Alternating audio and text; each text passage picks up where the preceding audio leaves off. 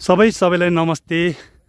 म अहिले इलामको मेची हाइवे भएर इलाम जाँदैछु। इलामको जाने क्रममा यो बाटोको छेउमै माई खोलाकै छेउमा पर्ने पहिरो गएको अलिक ओरतिरपट्टि रहेको यो सुन्दर यो घर देखेर, यहाँको वातावरण देखेर चाहिँ एकदम यहाँ यो भिडियो कैद गर्दैछु। अति राम्रो छ क्या बाटोको यो चाहिँ मेची हाइवे हो। अहिले म यो चाहिँ यता चाहिँ बिर्तामोड जान्छ।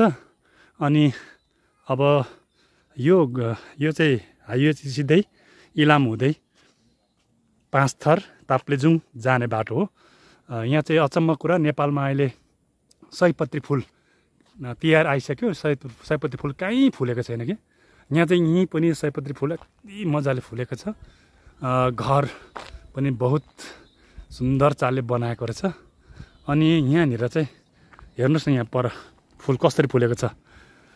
नेपालमा अथवा जहाँ पनि सयपत्री फुलको अभाव छ, यहाँ चाहिँ कति मजाले मिलाएर खिचेको छ, के अरे फुल रोपेको रहेछ।